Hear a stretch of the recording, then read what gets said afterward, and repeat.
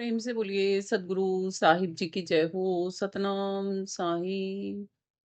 हे साहिब, आपका अनंत अनंत शुक्रिया, अनंत अनंत आभार। साहिब जी, आपकी सर्वदा ही जय जयकार। आदरणीय सर्व संतों की जय हो। उपस्थित आदर के योग्य सभी जीवात्माओं को मेरा नमन। सतनाम साहिब। आप सब में बैठे परमपिता परमात्मा को शिष्य नमन। बाहर क्यों भटके भाई, तेरे घट के अंदर नूर, तेरे घट के अंदर नूर। बाहर क्यों भटके भाई, तेरे घट के अंदर नूर। पांचों ऊपर बंद लगा ले और 25 मोड़। पांचों ऊपर बंद लगा ले और 25 मोड़। मन लगाम सूरत धर राखो, प्रीत जगत से तोड़। मन लगाम सूरत धर राखो, प्रीत जगत से तोड़। बाहर क्यों भटके भाई, तेरे घट के अंदर नूर, तेरे घट के अंदर नूर। काया अंदर अद्भुत मेला, सौदा कर रहे चोर। काया अंदर अद्भुत मेला, सौदा कर रहे चोर। हट मन पूठा जग है झूठा, क्यों रे मचा दिया शोर।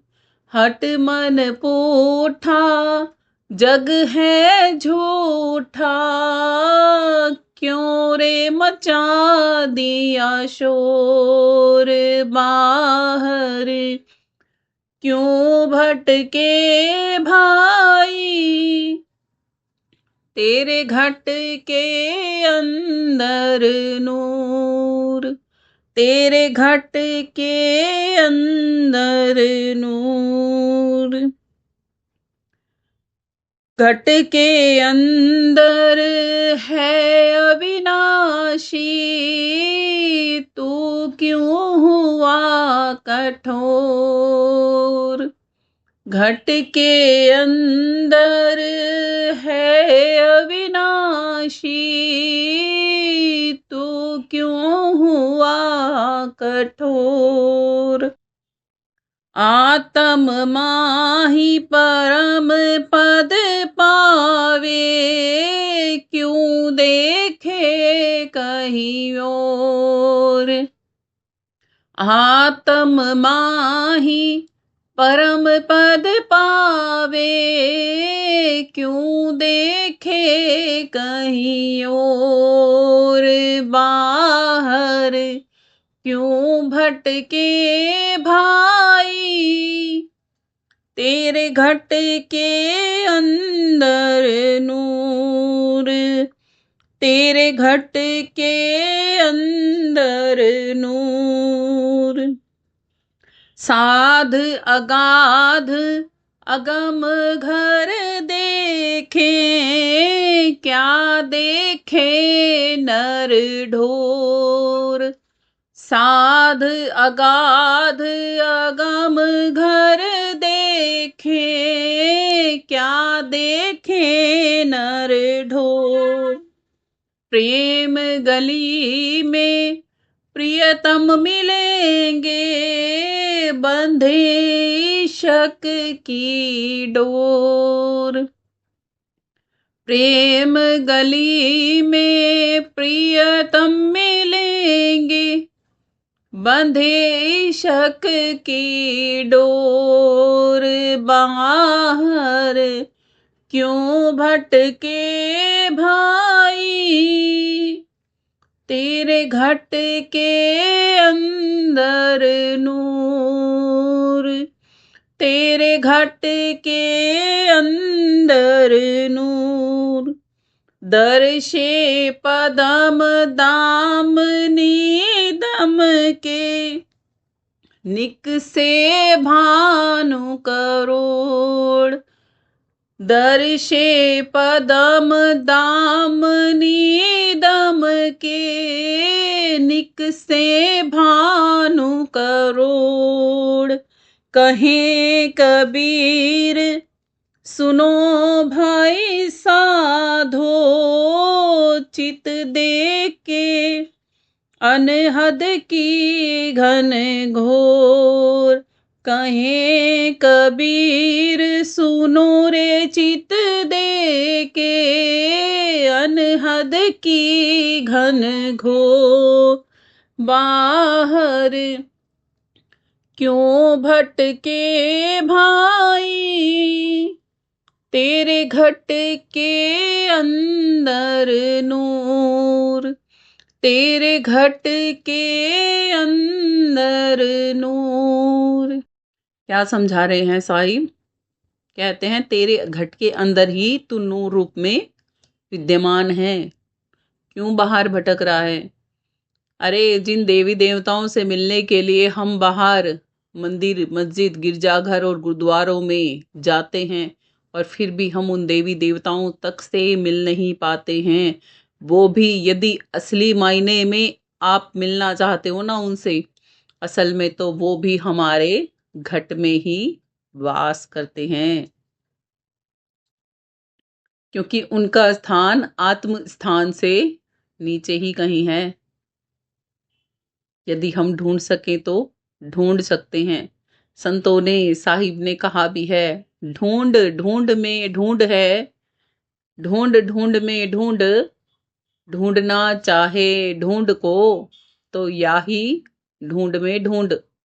कि जिस चीज की ढूंढ है मानव, तो बाहरी संसार में कर रहा है ना, उस ढूंढ को ढूंढने के लिए अपने इस शरीर रूपी ढूंढ के अंदर में तू ढूंढना शुरू कर दे, तो तेरी ढूंढ जल्द ही पूर्ण हो जाएगी।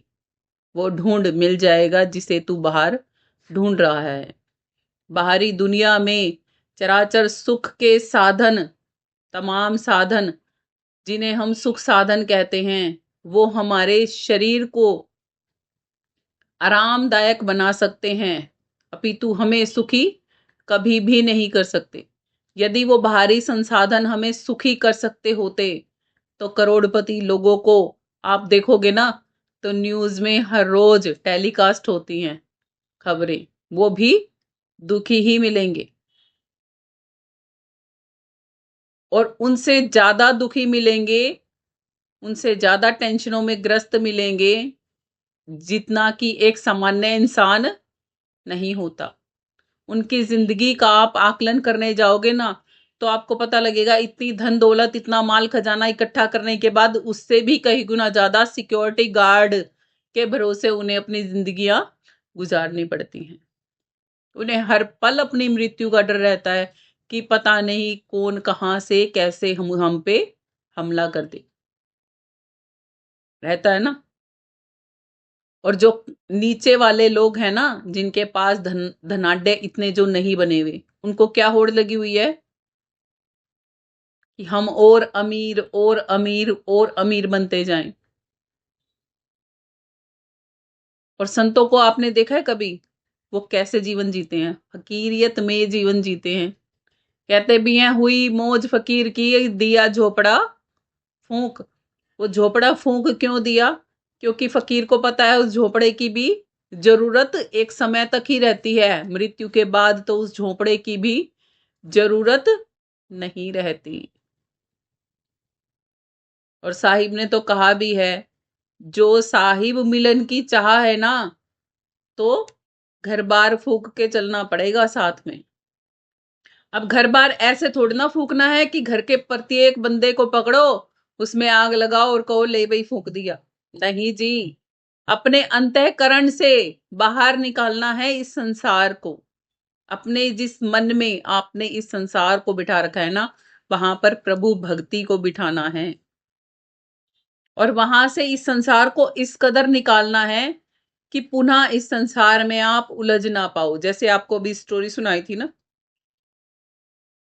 कि उस व्यक्ति का सबसे ज्यादा मोह किस में था? उस गाय में था।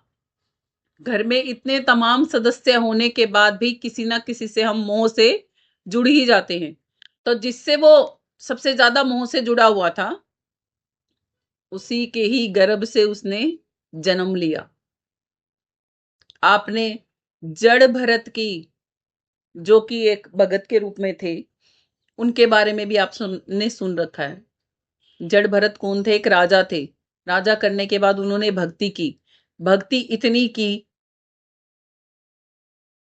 कि उनकी भक्ति का भी बहुत प्रताप था।